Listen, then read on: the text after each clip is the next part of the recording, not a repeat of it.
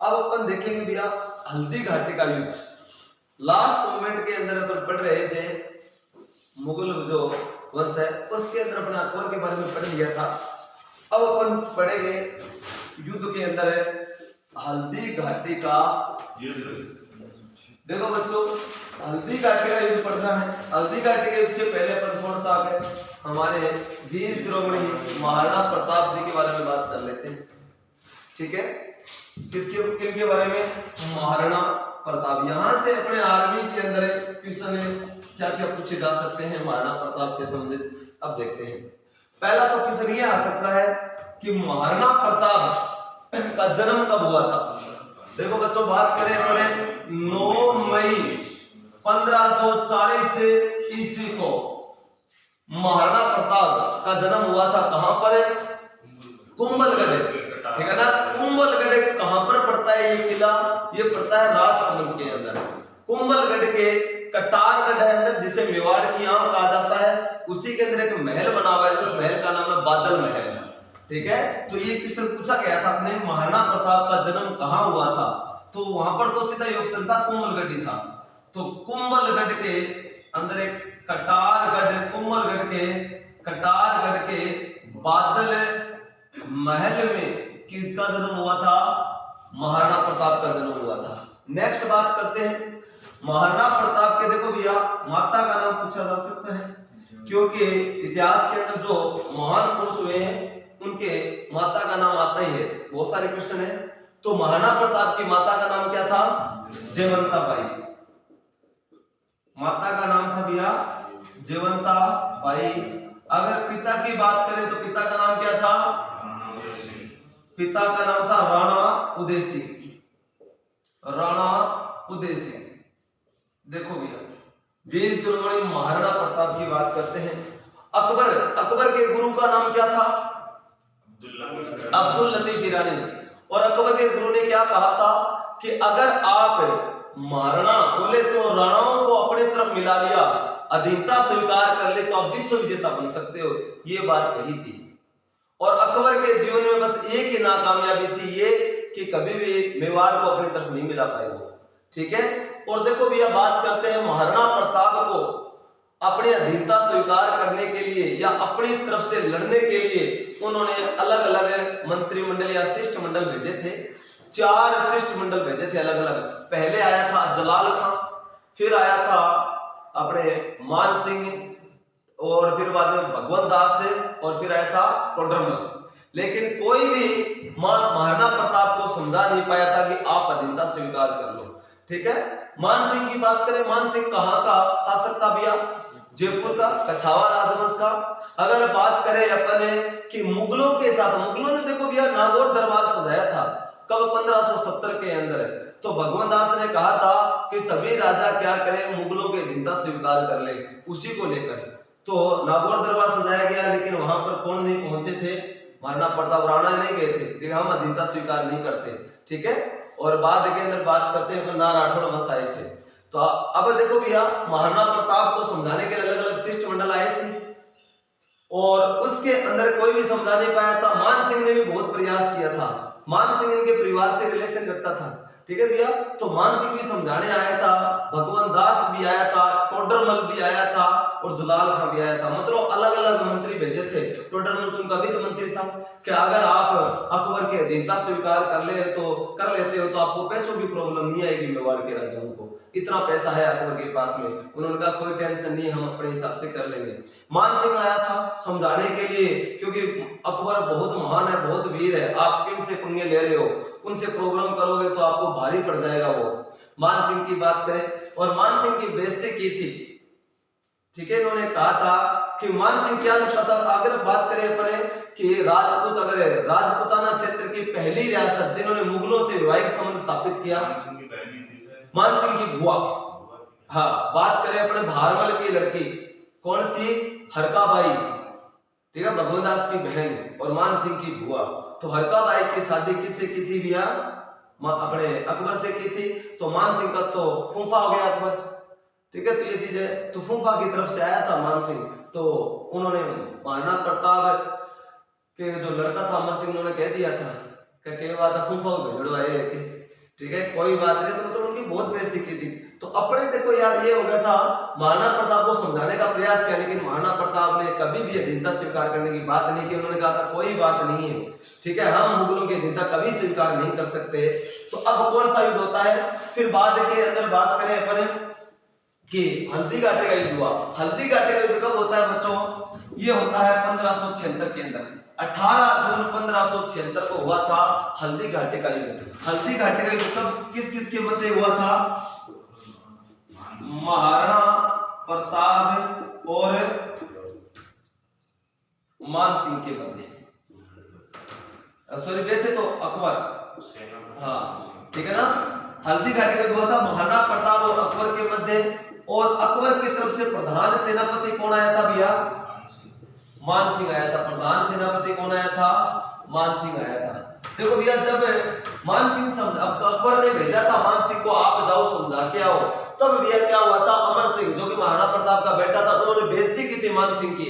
और कहते हैं कि जब खाना खा रहे थे तब बेइज्जती की, तो मतलब थाली के अंदर, थाली को जो खाना खा रहे उस थाली को ठोकर मार कर आया था मान सिंह का। अब तो मुलाकात कहाँ होगी, युद्ध में ही होगी। फिर मान सिंह आकर बोला अकबर को कि वो महाराणा प्रताप आपकी अधीनता स्वीकार नहीं करेगा, अब युद्ध की तैयारी की जाए और युद्ध सेना तैयार करो, फिर लड़ाई करते हैं। अकबर ने कहा था रुको एक बार टोडरमल को और भेजते हैं, ठीक है ना, अगर वो साम दाम दंड भेद कैसे भी करके अपने तरफ आ जाए तो अपन पूरा विश्व जीत सकते हैं, इतना पावरफुल है। फिर टोडरमल भी नाकाम हुआ था। अब देखो भैया अब अकबर ने कहा कि अब तो युद्ध है लास्ट। अब क्या किया, मान सिंह ने कहा मैं जाऊंगा। तो पहला युद्ध था मान सिंह के अगर सेनापति के रूप के अंदर जो लड़ाई लड़ी थी ना, उसी की तरफ। तो मान सिंह देखो भैया यहाँ पर अलग अलग कहानीकार अलग अलग कहते हैं। अब ये युद्ध हुआ था कहां पर है, हल्दी घाटी। ये क्षेत्र कहां पड़ता है, राजसमंद के अंदर है, गोकुंदा की पहाड़ी ये क्षेत्र है, ठीक है। तो ये चीजें भैया उदयपुर और राजसमंद के बीच बिल्कुल पहाड़ी इलाका है, वहां पर पड़ता है ये क्षेत्र। और इस युद्ध के अंदर महाराणा प्रताप के पास कितनी सेना थी, लगभग 3000 सैनिक थे महाराणा प्रताप के पास में, और भील थे इनके पास में 400 भील थे, छोटी सी सेना थी। इधर बात करें मान सिंह 10,000 की बड़ी सेना लेकर आया था। तो कोई तो ऐसे बोलते 40,000, लेकिन वहां पर हल्दी घाटी का जो क्षेत्र है ना, बिल्कुल क्या पहाड़ी वाला इलाका है, वहां पर ना तो तोप गोले बारूद चलते हैं, ना वहां पर गोलियां चलती है, ओनली फॉर लड़ाई होती है तलवारों और किससे, भालों से होती है, ठीक है। ये चीजें छोटे से थोड़ी सी सेना आ सकती है और ज्यादा आ ही नहीं सकते। अब वहां पर क्या होता है, अकबर और महाराणा प्रताप के बीच में लड़ाई होती है। अकबर की तरफ से कौन आया था, मान सिंह आया था भैया, और इतनी बड़ी वो तो विशाल सेना थी उसकी। तो अपने से तो देखो अपन बात करें तो बस 3000 सैनिक थे, कुछ 300-400 भील थे। और भील भैया अगर बात करें अपन कि महाराणा प्रताप कौन सी युद्ध पद्धति अपनाई थी इस युद्ध के अंदर, छापे मार, ठीक है ना, छिप पर वार करते थे, खतरनाक थे भील, भीलों से बहुत डरते थे अकबर की सेना, ठीक है ना। भील इतने खतरनाक तीर चलाते थे, वही मार देते थे, बहुत दर्द होकर मरते थे भैया, ठीक है ना। तो अब क्या होता है, उधर लड़ाई छिड़ जाती है। युद्ध कोई ज्यादा देर नहीं चला था, सिर्फ 3 घंटे ही चला था ये सुबह मॉर्निंग के अंदर। अब देखो इतनी 10,000 की सेना मान सिंह लेकर आया, लेकिन मान सिंह को डर लगता है इनसे, किनसे, महाराणा प्रताप से। सामने सेना लेकर खड़ा हुए, लेकिन हिम्मत नहीं पड़ी युद्ध करने के लिए, ठीक है ना। ये आगे नहीं बढ़े थे। अब जैसे आगे बढ़े हल्दी घाटी युद्ध में, मतलब मैदान, ये मैदानों में लड़ते थे, पहाड़ों में आते आकर हवा बोल दिया इन्होंने, महाराणा प्रताप ने, और खतरनाक तरीके से तबाही मचाते हैं भैया। वहां पर कहते हैं कि जो हल्दी घाटी की जो भूमि थी भैया, वहां पर क्या खून ही खून हो गया था, पूरा का पूरा। जो इसे कहते हैं कि वो क्षेत्र, क्योंकि पहाड़ी क्षेत्र तो रक्त तालाब का युद्ध भी कहा जाता है, पूरी जमीन वो खून से भर गई थी वो क्षेत्र। इतना भयंकर कत्लेआम किया था महाराणा प्रताप ने यहाँ पर। बाद के अंदर सामने तो भैया वो भी तो मार रहे हैं, इधर अपने भी तो सेना मर रही है। फिर बाद में क्या होता है, जब भैया इधर अगर बात करें, इनका एक अकबर की तरफ से प्रधान, मतलब ये 10-11 सेनापति थे, लेकिन नेतृत्व तो किसने किया था, मान सिंह ने किया था। और महाराणा प्रताप की बात करें अपन, जब युद्ध में जाया करते थे भैया महाराणा प्रताप, तो उनके अगर शस्त्र और कवच का कुल वजन कितना हुआ करता था, 2 कुंटल से ज्यादा। ये चीज है। ये अगर बात करें भाले का वजन कितना हुआ करता था, 2 मन का तो भाला हुआ करता था। सुरक्षा कवच हुआ करता था 1 मन का, 100 मन का। तो इस हिसाब से कहते हैं कि उनके ढाल, तलवार और भाले का वजन टोटल करें तो 2 कुंटल से ज्यादा, 2 कुंटल 7 किलो वजन हुआ करता था। इतने थे हमारे महाराणा प्रताप। उसके बाद के अंदर है और फिर भैया अब घोड़े पर बैठ कर लड़ते थे तो घोड़ा भी देखो कितना खतरनाक था। 2 क्विंटल से ज्यादा वजन तो अपन खुद धारण कर रखा है और खुद का वजन भी तो होगा महाराणा प्रताप का, जिनकी हाइट 7.5 फीट, ये भी तगड़ा शरीर दिया, खुद के अंदर में तो 1 क्विंटल से ज्यादा वजन था ना। देखो भैया चेतक बात करें, महाराणा प्रताप का घोड़े का नाम क्या भैया, पेपर में आया हुआ है आपके आर्मी के अंदर, महाराणा प्रताप के घोड़े का नाम, तो उत्तर क्या रहेगा चेतक। महाराणा प्रताप के हाथी का नाम क्या था, राम प्रसाद। हाथी का नाम क्या था भैया, हाथी का नाम था राम प्रसाद, ठीक है। अब देखो भैया, अब कहते हैं कि महाराणा प्रताप चेतक पर आए थे, घोड़े पर आए थे वे लड़ने के लिए, और इधर आसफ गांव को मार दिया था भयंकर तरीके से। अकबर की सेना भागने लग गई थी। फिर सामने भैया मान सिंह किस पर सवार होकर आया था, हाथी पर सवार होकर आया था, ठीक है। अब इधर देखा मान सिंह को, तो महाराणा प्रताप को भैया चिल्लाहट होने लगी, इसको साले को नहीं खत्म कर दूं। अब कहते हैं चेतक को दिया, चल चेतक स्वाई मान सिंह पर आक्रमण करते हैं। चेतक को मारी थापे और चेतक भागा भैया मान सिंह की तरफ। अब देखो भैया चेतक बहुत समझदार घोड़ा था, ठीक है। अब देखो चेतक ने क्या किया, क्योंकि आपको पता है घोड़ा तो नीचे होता, हाथी तो बहुत ऊंचा होता है शरीर उसका, तो चेतक ने क्या किया कि महाराणा प्रताप बराबर आ जाए ऊंचाई के अंदर, किसके बराबर आ जाए, मान सिंह के, वार करें तब। उनको पता है एक ही वार काफी है उनका। तो अब कहते हैं कि चेतक ने ऊंचा करने के लिए महाराणा प्रताप को क्या किया, अपने दोनों जो पैर थे आगे वाले वो हाथी के सूंड पे माथे में मारे। और भैया कहते हैं कि अब महाराणा प्रताप ऊपर हो गए, ऊपर होते उन्होंने खड़े होकर भाले से वार किया। वो कहते हैं कि जो ओहदा होता है किसके ऊपर, हाथी के ऊपर लगाया जाता है, जहां पर जो सेनापति लड़ाई करते हैं एक सारथी होता है, ओहदे के बीच में लगा। कहते हैं कि मान सिंह के कान के पास से गया था, किसका भाला, महाराणा प्रताप का। और कहते हैं कि कान के पास से गया तो हालत तो खराब हो गई थी, जो सारथी था उसके टुकड़े कर दिए और ओहदा पूरा टूट गया था। और दूसरी बात प्रॉब्लम ये देख के, वो हाथी था ना, उसकी हाथी के सूंड में क्या थी, तलवार थी, छोटी सी कटार थी। अब पांव मारा ना, तो कहते हैं कि वापस उठाते समय वो जो कटार थी वो पैर की चीर दिया था, किसके, चेतक का पैर है ना पूरा घायल हो गया था, आगे से पूरा कट गया था। प्रॉब्लम ये हुई थी, लेकिन वो बच गया मान सिंह, किस्मत बहुत अच्छी थी मान सिंह की, ठीक है। अब क्या होता है, वो तो मान सिंह नीचे गिर जाता है, पड़ जाता है युद्ध के अंदर। फिर क्या हुआ, चेतक घायल हो गया। अब भैया अपने महाराणा प्रताप को घेर लिया गया, क्योंकि मूवमेंट ही नहीं बढ़ रही है, लड़ाई लड़े क्या, चेतक तो घायल हो चुके, जैसे आप दौड़ रहे हो और आपके पांव के अंदर क्या कांटा चुभ जाए, दौड़ पाओगे, बिल्कुल भी नहीं दौड़ पाओगे, तो यही प्रॉब्लम है। लेकिन भैया चेतक है, ठीक है, खून गिर रहा है, लेकिन फिर भी क्या कर रहा है, लेकिन मूवमेंट उतनी फास्ट नहीं बन रही है। अब क्या चेतक घायल हो गया। अब महाराणा प्रताप है, अगर बात करें कि महाराणा प्रताप का भी सेनापति था जिसका नाम था हाकिम का सूरी, ये अफगानी थे। देखो अपने बात करें क्या, देखो अपने सेना के अंदर महाराणा प्रताप का प्रधान सेनापति कौन था, हाकिम का सूरी कौन था, अफगानी पठान था भैया। तो अपन भी मुसलमान पर विश्वास करते थे। देखो भैया अफगानी मुसलमान थे ना, इन तुर्कों को विदेशी मुसलमान मानते थे, इस कारण सारे अफगानी एक हो गए थे। आपको पता होगा बाबर के खिलाफ भी अफगानों की लड़ाई हुई थी। अफगानों और बाबर के साथ युद्ध कब हुआ था, 1529 के अंदर हुआ था। और दूसरी बात है राणा सांगा की लड़ाई हुई थी, तब भी तो इन अफगानों ने साथ दिया था राणा सांगा का, ठीक है। तो ये चीज थी भैया। तो उन अफगान ये मानते थे ये तुर्की विदेशी है। मान लीजिए अपनी कॉलोनी के अंदर, अपन जैसे मान लीजिए कॉलोनी के अंदर अब राजपूत भी रहते हैं और यहाँ पर मुसलमान भी रहते हैं, अलग अलग कैटेगरी के रहते हैं। मान लीजिए कोई दूसरी अंतरवास मोहल्ले वाला यहाँ आकर चौधर करे और अपने यहाँ पर किसी को छेड़े तो अपन सारे एक हो जाएंगे, तब ये सोचेंगे थोड़ी सोचेंगे मुसलमान है, हिंदू है, सिख है, सारे एक है, मिलकर उनको ठोकेंगे भैया। बात यही थी। तो ये मतलब ये विदेशी मुसलमान मानते थे, ये तुर्की थे भैया, ठीक है। तब आप फिर ये सारे एक होकर आक्रमण किया था। हाकिम का सूरी पर विश्वास था किसका, महाराणा प्रताप का, ठीक है भैया। तो अब इस युद्ध के अंदर हाकिम का सूरी मारा गया था लड़ते हुए, ये अलग बात है। तो अब क्या होता है, फिर महाराणा प्रताप के पास सेना कम थी और फिर क्या होता है कि अकबर की सेना को बहुत बड़ा नुकसान पहुंचाया था भयंकर तरीके से। अब महाराणा प्रताप युद्ध भूमि से तो निकलना पड़ेगा। अब चेतक निकल तू चल यहाँ से, चेतक को थापे मारी। अब कहते कि सेना पीछे लग गई। अब सेना पीछे लग गई, ये युद्ध है, ये पहाड़ी इलाका पर हो रहा था, आगे क्या आ जाती है, खाई आ जाती है बच्चों। अब खाई के बीच में दूरी कितनी है, कोई तो कहता है 27 फीट है, कोई कहता है 23 फीट है, कोई कहता है 22 फीट है। अब कितनी भी होगी, अब घोड़ा है घायल और ऊपर कौन बैठे हैं, महाराणा प्रताप, ठीक है, कितना सारा उनका वजन है और कवच वगैरह ये, तो कितना वेट हो गया। अब उसको कहते हैं कि चेतक ने हार नहीं मानी और किसी भी युद्ध भूमि में अकेला नहीं छोड़ा था, ठीक है ना। तो हर तरफ से मतलब ये प्रॉब्लम हो गई थी, लेकिन चेतक ने छलांग लगा दी भैया। छलांग तो लगा दी लेकिन पार कर गया वो खाई गया चेतक, लेकिन जहां पर गिरा ना चेतक वहीं रह गया। कहते कि चेतक तो भयंकर तरीके से घायल हो गया था, वहीं पर रह गया था। अब चेतक रो रहा है, चेतक की आंखों में आंसू चल रहे हैं। चेतक इसलिए नहीं रो रहा है कि उसको दर्द हो रहा है, चेतक इसलिए रो रहा है कि आज मैं महाराणा प्रताप को यहाँ से मैं लेके नहीं गया, मतलब बीच में छोड़ दिया मैंने, इसलिए रो रहा है चेतक है। और महाराणा प्रताप उसको गले लगाकर इसलिए रो रहे हैं कि आज मेरा चेतक है कितना हो गया, घायल हो चुका, मैं कुछ नहीं कर पा रहा। तो कहते हैं कि वहीं पर चेतक ने के दिया प्राण छोड़ दिए थे।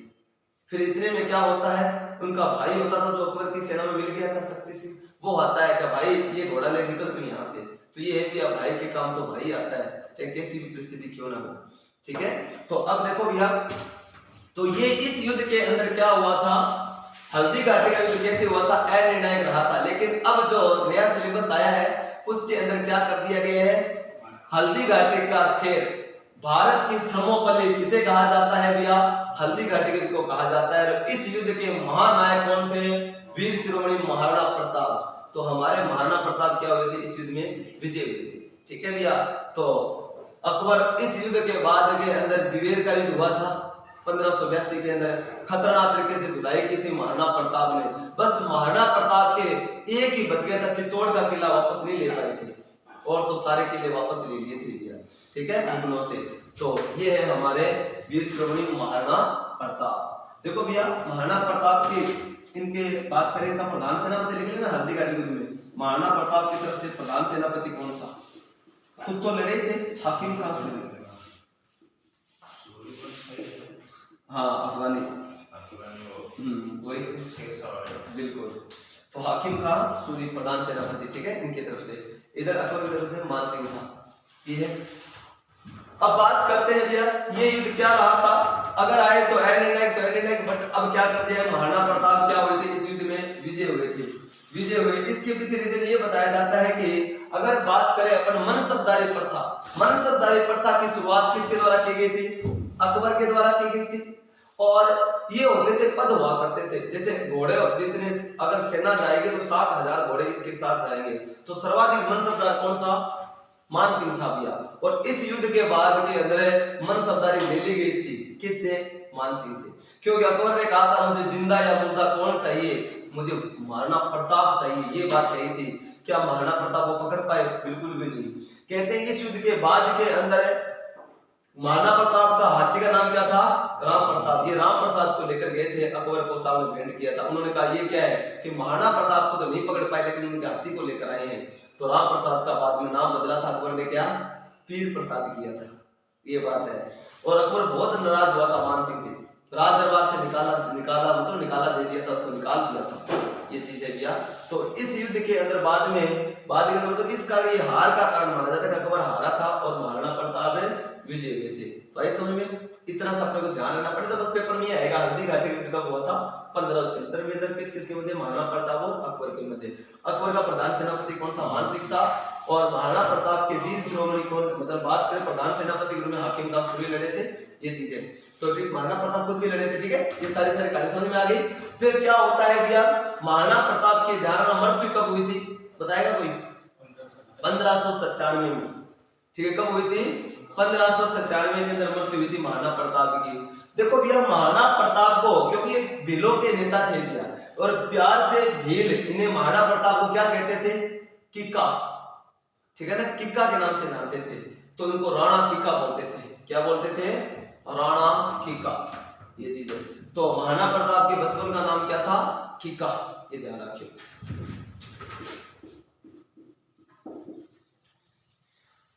अब देखो भैया, महाराणा प्रताप की विजय के अंदर सबसे बड़ा योगदान था तो वो किनका था, भीलों का था। और इस युद्ध के अंदर देखो भैया, हल्दी घाटी का युद्ध है, यहाँ पर पूरा जो ये पहाड़ी क्षेत्र में लड़ा गया था। अरे भीलों के पास तो पहनने के लिए कपड़े तक नहीं थे रे, नंगे बदन होकर लड़े थे, मतलब पाँव में चप्पल नहीं थे। इस तपती भूमि के ऊपर भीलों ने अपने महाराणा प्रताप के लिए सब कुछ निछावर कर दिया था।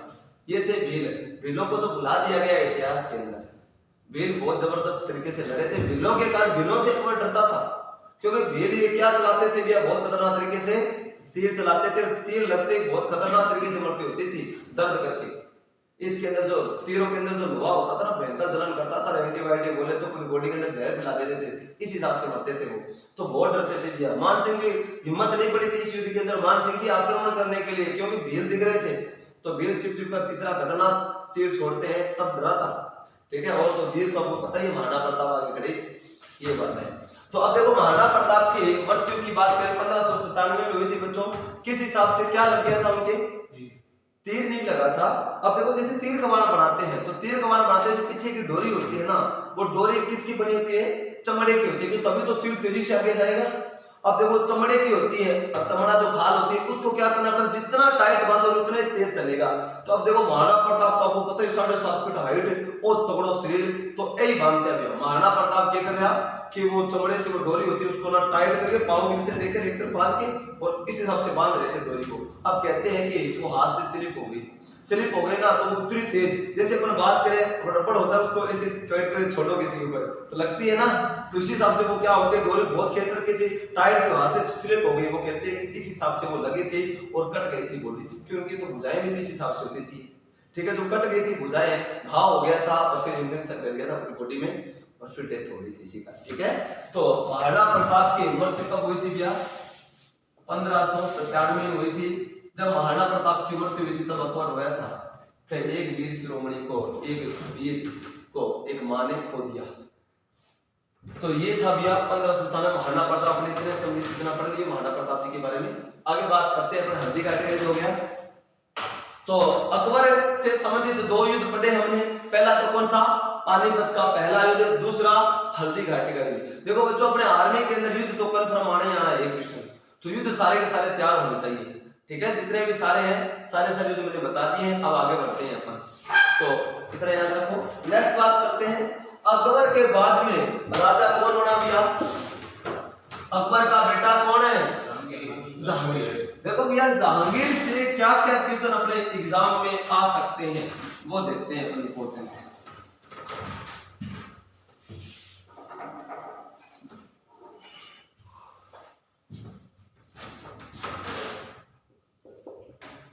जहांगीर, देखो यार ये ना अकबर के बाद में ये जो जितने भी हुए थे ना, जहांगीर तो क्या था, एक नंबर का बेवड़ा था, कुछ भी नहीं था, ठीक है। बस सुरा सुंदरियों के भोगी थे, ये इधर उधर घूमते रहते थे, ना कोई खतरनाक राजा था ये।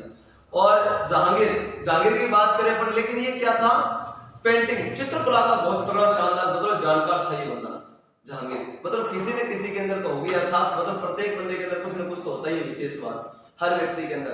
तो क्या था, ये पेंटिंग का बहुत तगड़ा शौकीन था, चित्रकार मतलब ज्ञाता था ये। अगर मान लीजिए कोई पेंटिंग बनाई है किसी ने और उस पेंटिंग के अंदर मान लीजिए 5 से 6 कलाकारों ने काम किया, तो ये बता देता था कि ये अलग अलग लोगों ने ये पेंटिंग की है, इतना तगड़ा था, ठीक है। दूसरी बात करें अपने, एक क्वेश्चन आता है अपने इससे संबंधित, एक तो न्याय की जंजीर के लिए इतिहास में कौन जाना जाता है, न्याय की जंजीर बोले तो एक सोने की जंजीर हुआ करती थी। जब ये न्याय करता था, राजगद्दी पर बैठता था जनसभा के अंदर, तो वो सोने की जंजीर हाथ में धारण करता था। इसलिए न्याय की जंजीर के लिए इतिहास में कौन जाना जाता है, जहांगीर जाना जाता है। दूसरा चित्रकला का स्वर्णकाल, चित्रकला का स्वर्णकाल किसके टाइम को कहा जाता है, जहांगीर के समय को। दूसरा क्वेश्चन इंपॉर्टेंट है, न्याय की जंजीर के लिए, न्याय की जंजीर के लिए कौन, जहांगीर जाना जाता है। तीसरा क्वेश्चन आपसे, सिखों के किस गुरु को जहांगीर ने मरवाया, बताओ भैया। सिखों के 5वें गुरु हुए थे बच्चों, कौन है, गुरु अर्जुन देव जी। देखो बात करें अपने गुरु अर्जुन देव जी, जहांगीर की शादी किससे हुई थी, अगर बात करें अपन कहां के, जयपुर के राजाओं के, तो मान सिंह की बहन कौन, मानी बाई और जहांगीर के बेटा हुआ था जिसका नाम है खुसरो। और भैया वो जहांगीर क्या था, ये तो बस ऐसा ही था, ठीक है ना, बस दारू पी कर मस्त रहता, कोई मतलब नहीं है इसको। अब क्या हुआ था, खुसरो अपने बाप के खिलाफ बगावत कर दी थी।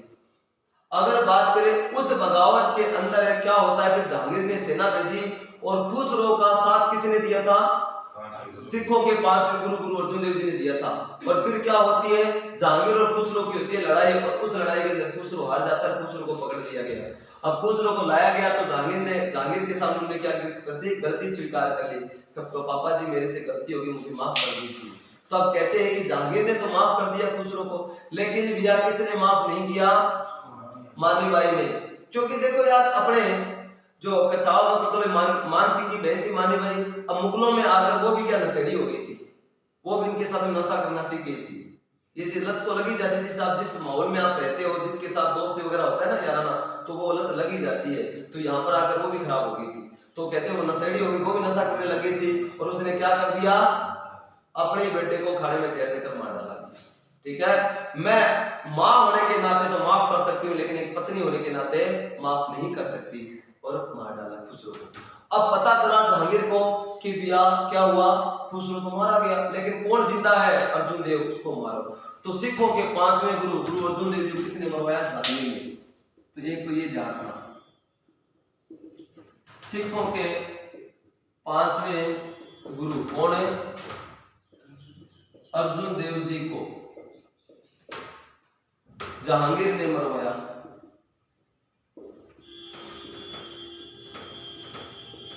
एक देखो आपसे क्वेश्चन है, और शंकर आप बताइए कि एक आपको नाम सुना होगा किसका, नूरजहां का।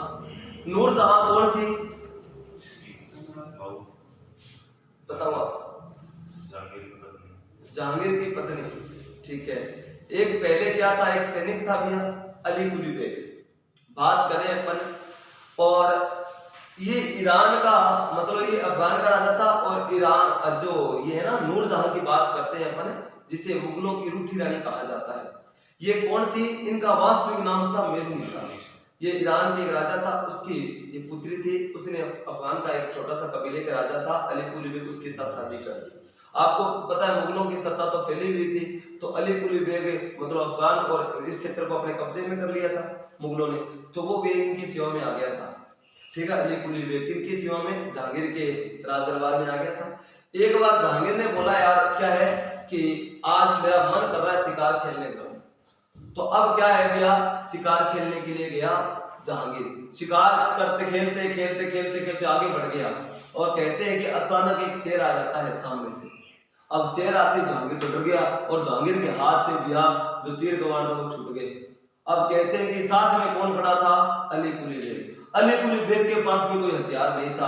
अब जैसे जैसे क्या है, शेर किसकी तरफ आया, जहांगीर की तरफ आया, और जैसे क्या होता है, शेर ने झपटा मारा, मारने का प्रयास किया, तभी कहते हैं कि अली कुली बेग के पास में छोटी सी कटार थी, पाँव में रखते थे ना वो डालकर। तो अब कहते हैं कि उसने शेर के ऊपर से कूद करके और शेर के भैया मार दिया था, उसको ऊपर ही खत्म कर दिया था। किसने, अली कुली बेग ने। तो अली कुली बेग एक बहुत ही मतलब एक वीर सेनापति था भैया, मतलब वीर सैनिक था। ठीक है, अब भैया जहांगीर के उस समय प्राण बचाए थे किसने, अली कुली बेग ने। तब अली कुली बेग को उसने कहा था, आज तूने मेरे प्राण बचाए हैं, तेरे को क्या तू सैनिक नहीं है, तू तेरे को सेनापति बनाऊंगा। अब कहते हैं उसको क्या किया, बंगाल अभियान के दौरान युद्ध करने के लिए भेजता गया, जा तू उससे लड़े, और ले गया धन सोना जो भी जीत, और तू भी रख खुश रहे। इस हिसाब से आगे भेजा, प्रधान सेनापति बनाकर। कहते हैं कि इस युद्ध के अंदर अली कुली बेग मारा गया। अली कुली बेग मारा गया, उसको पता चला कि अली कुली बेग तो मारा गया। अब उसको लगा जहांगीर को यार इसने मेरे प्राण बचाए थे, अब इसके परिवार में कौन कौन है मुझे उसकी पता करना चाहिए। तो कहते हैं कि उनके परिवार में एक उनकी पत्नी थी, एक उनकी लड़की थी। और फिर जहांगीर ने क्या कहा कि जीवन अच्छा बीत जाए, क्योंकि पति मरने के बाद में किस हिसाब से बसेरा होगा इनका। तो कहते हैं कि मेरुनिसा और उसकी पुत्री थी, उसको राज दरबार में लगा दिया था। खैर अपने जो अकबर की जो विधवा रानी थी उसकी सेवा में लगी रहेगी ये, और जीवन में बीत जाएगा, पता नहीं चलेगा। अब कहते हैं कि ये सेवा में लगा दिया। अब आता है नवरोज उत्सव। ठीक है भैया, नवरोज उत्सव के दौरान क्या होता है कि लगभग 5-6 साल के बाद के अंदर जो त्योहार मना रहे थे, उसी दौरान क्या होता है, जहांगीर देखता है किसकी, जहांगीर की नजर जाती है मेरुनिसा के ऊपर। आज तक मेरुनिसा को देखा नहीं था जहांगीर ने, जब देखा तो दीवाना हो गया मेरुनिसा का। तब उसने अपनी माँ से पूछा कि माँ ये कौन है। तो उसने कहा बेटा ये मेरुनिसा है, तूने तो लगाई थी यहाँ पर। कौन मेरुनिसा? कब वही जो तेरा वो सैनिक था, वो मतलब मर गया था लड़ते हुए, तूने तो लगाया था इसको, कि ये है क्या वो मेरुनिसा? कहा। अब कहते हैं कि भैया जहांगीर ने कहा अपनी माँ से कि मैं इससे शादी करना चाहता हूँ। अब उसने कहा कि देखो ये क्या है, दासी के रूप के अंदर, दूसरी बात विधवा है, और तीसरी बात शादी की हुई उसको 20 साल हो गए, एक लड़की है, क्या तो तुम्हारा दिल आया है। ठीक है, अब ये लफड़ा हुआ था, लेकिन वही बात है भी, दिल तो दिल है, आ जाए तो आ जाए भैया, ठीक है ना। तो अब होता क्या है कि फिर भैया जहांगीर माना नहीं, और फिर क्या करते हैं कि उसकी माँ ने क्या करवा दी भैया, मेहरुनिसा के साथ शादी करवा दी। मेहरुनिसा कोई सामान्य स्त्री नहीं थी भैया, बहुत ही खतरनाक लेडीज थी ये। और मेहरुनिसा ने क्या किया, पूरा का पूरा राजपाट अपने कब्जे में कर लिया, अपने अधिकार में कर लिया, पूरा का पूरा। क्योंकि जहांगीर तो क्या था, नौलुक तसला कुछ भी है नहीं, ठीक है, दारू पी के पड़ा रहता था, उसको ना कुछ पता था राज दरबार का, और वो एक बहुत ही खतरनाक लेडीज थी, वो पूरा राजपाट जानती थी चलाना। अब कहते हैं कि जो न्याय की जंजीर है ना, आप कहते हो न्याय की जंजीर के लिए इतिहास में कौन जाना जाता है, जहांगीर का। जब न्याय करता था तो हाथ के अंदर सोने की जंजीर पहनता था। आज भी पड़ी है ये न्याय की जंजीर, कहां पर है ये, आज ये सोने की जंजीर कहां पर रखी हुई है, आगरा के किले के अंदर है। आगरा के किले के अंदर शाहबुर्ज स्थान है बना रखा, वहां पर पड़ी है आज भी। अब कहते हैं कि जब वो न्याय करता था ना, तो उसी के अंदर एक पर्दे की ओट में कौन खड़ी बैठी रहती थी, मेहरुनिसा। बाद के अंदर क्या होता है, मेहरुनिसा के साथ शादी करवा ली थी, और मेहरुनिसा को उपाधि दी थी किसने, जहांगीर ने कहा था आप तो क्या हो, नूर जहां हो, नूर मतलब सुंदरी, जहां मतलब विश्व की, आप तो विश्व सुंदरी हो। ठीक है भैया, ये हुआ था। तो नूर जहां कौन थी, आप कहोगे सर जहांगीर की पत्नी बनी थी नूर जहां, इनका वास्तविक नाम क्या था, मेहरुनिसा था, और नूर जहां की उपाधि किसने दी थी, जहांगीर ने दी थी। ये है। अब जो भी मतलब कार्यवाही होती थी ना, तब भैया वहां से पर्दे की ओर से लिख कर देती थी, मतलब बताती थी क्या आप ऐसा करो, आप ऐसे करो, उस हिसाब से न्याय वही करवाती थी सारा का सारा। तभी तो पसंद नहीं आया था, दूसरों के खिलाफ हो गया था खड़ा। बाद में खुर्रम बोले तो शाहजहां भी खिलाफ हो गया था अपने बाप के, मतलब शाहजहां का अगर वास्तविक नाम तो खुर्रम था, ठीक है, तो शाहजहां भी अपने बाप के खिलाफ हो गया था कि क्या बात है, आप तो कुछ करते नहीं हो, और किसकी चलती है, नूरजहां की चलती है, ठीक है, इसके खिलाफ में बाप के खिलाफ हो गया था। यहां तक नूरजहां ने किसको बचाया था, जहांगीर को बचाया था। ये अफगानी थे, उठा के ले गए थे जहांगीर को, ठीक है ना, फिर बचा कर लेकर आई थी।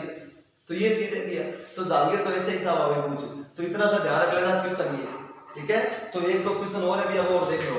तो बात करें अपने नूरजहां की, नूरजहां के बारे में देख लो। नूरजहां की बात करें अपन, इसका वास्तविक नाम क्या था, मेहरुनिसा। इसका वास्तविक नाम क्या था बच्चों, मेहरुनिसा। नूरजहां की उपाधि किसने दी, जहांगीर ने उपाधि दी भैया, जहांगीर ने इसको नूरजहां की उपाधि दी और अपनी पत्नी बनाया, ठीक है। अब देखो बात करें अपने मुगलों की रूठी रानी किसे कहा जाता है, नूरजहां को। क्यों भैया, अब क्या होता है कि बाद के अंदर जहांगीर इनसे क्या हो गए थे, नाराज हो गए थे, ठीक है। तो अब होता क्या है कि बाद के अंदर ये हुआ कि नूरजहां ने बोला आजकल जी, पहले तो आप बहुत ज्यादा हमारे से प्यार करते, आजकल ध्यान ही नहीं देते हो, तो मैं जा रही हूँ रूठ कर। तो कहते हैं ये रूठ कर चली गई थी। एक तो हमारे राजपुताने में हुई थी रूठी रानी उमादेव, जो कि शादी के पहले नाइट ही चली गई थी रूठ कर, ठीक है। और एक हुई थी मुगलों की रूठी रानी, कौन भैया, नूरजहां। तो आपसे क्वेश्चन है, राजपुताना की रूठी रानी किसे कहा जाता है, उमादेव। उमादेव कौन थी, पता नहीं है, राव मालदेव की पत्नी, वही हसमत वाला बादशाह, ठीक है भैया, जबरदस्त राजा हमारे, किस कहां के, जोधपुर के राजा, मारवाड़ के राजा राव मालदेव, वही थे हमारे। तो देखो भैया, तो अलग अलग बात है। तो अब क्या हुआ था, और ये रूठ कर चली गई थी। इसके नूरजहां कहां पर आई थी, अजमेर में आई थी, यहीं पर रूठी रानी के महल बने हुए हैं। और ये अकेली नहीं आई थी, अपनी माँ को भी साथ ले आई थी, और माँ का नाम क्या था, असमत बेगम। अब ये क्या है कि यहीं पर जो महल बने हुए, बाहर एक पार्क बना हुआ था, जिसे आप सुभाष उद्यान के नाम से जानते हो, ठीक है। तो अब क्या होता है, वही सुभाष उद्यान के बाद वहां पर बैठी रहती थी। आपको पता है कि राजस्थान के अंदर गुलाबों की खेती के लिए कौन फेमस है, पुष्कर, अजमेर से, ठीक है ना। वहां से क्या गुलाब के बाग लगे हुए थे, गुलाब की खेती के, तो वहां से क्या हवा आती थी और खुशबू आती थी। असमत बेगम ने बोला कि सैनिकों से, अरे सैनिकों, ये इतनी अच्छी खुशबू कहां से आ रही है। उन्होंने कहा रानी साहिबा, यहाँ पर पास में बाग लगे हुए हैं गुलाब की खेती के, तो लाओ तोड़कर हम देखते हैं। तो अब क्या हुआ कि बैठी बैठी औरतों क्या करें, कुछ तो काम कर ही लेते हैं। तो क्या कर दिया कि गुलाब से इत्र बनाने की विधि की शुरुआत किसने की थी, असमत बेगम ने। असमत बेगम कौन थी, मेहरुनिसा की माँ, बोले तो नूरजहां की माँ, ठीक है। तो बस ये चीज ध्यान रख लेना भैया। तो ये दो इंपॉर्टेंट क्वेश्चन बनते हैं, बस इतना सा पढ़ना है अपने को। जहांगीर के बारे में और ज्यादा नहीं पढ़ना। तो लिख लो भैया, मुगलों की रूठ रानी किसे कहा जाता है? नूरजहां कहा जाता है। मिटा दिया जाए, लिखो फटाफट।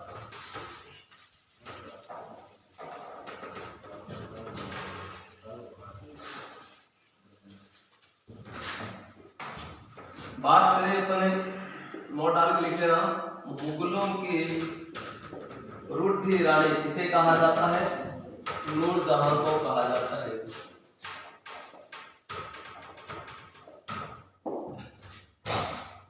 नेक्स्ट क्वेश्चन नोट डाल के लिखो।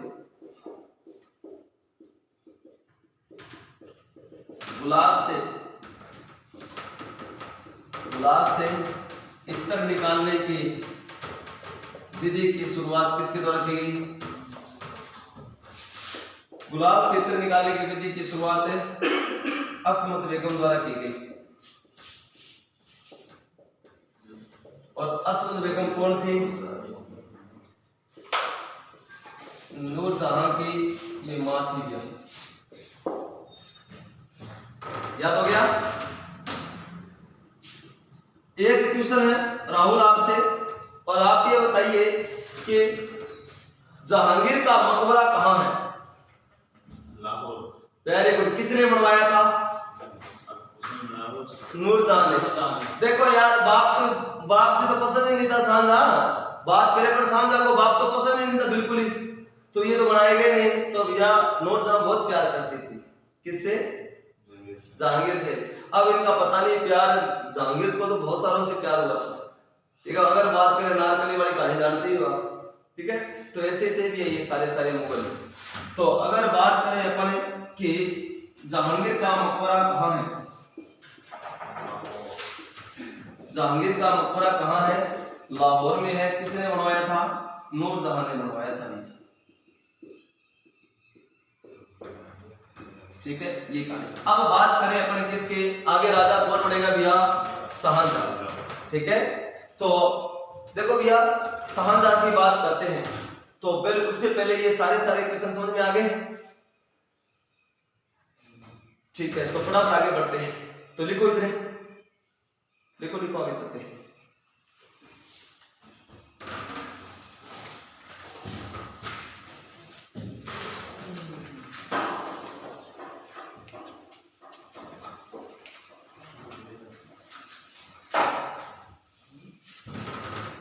तो भैया आगे अपन देखो, यहां तक आज अपनों ने अकबर के बारे में युद्ध पढ़ लिया था, और उसके बाद में जहांगीर पूरा पढ़ लिया।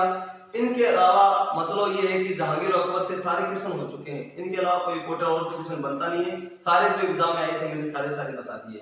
अब अपन क्या है कि कल पढ़ेंगे शाहजहां के बारे में, ठीक है। तो उनके द्वारा निर्माण कार्य जो भी रहे इंपॉर्टेंट क्वेश्चन अपन कल चर्चा करेंगे। कल मुगल अपन खत्म कर देंगे, तो कल तो मुगल फिनिश हो जाएगा। फिर बात करेंगे अपन आधुनिक भारत का इतिहास करेंगे, जो कि एग्जाम की दृष्टि से मोस्ट इंपोर्टेंट है। वहां से क्वेश्चन तो बनेंगे। तो आप ये बताइए भैया, ये जो मैंने पढ़ाया है ये आपको समझ में आया कि नहीं आया? अगर आपको ये वीडियो अच्छी लगी हो तो आप इस वीडियो को लाइक और कमेंट करना नहीं भूलें, और ज्यादा से ज्यादा अपने दोस्तों के साथ शेयर करें। अगर आप हमारे चैनल पर नए हैं तो हमारे चैनल को जरूर सब्सक्राइब करें। जय हिंद, जय भारत।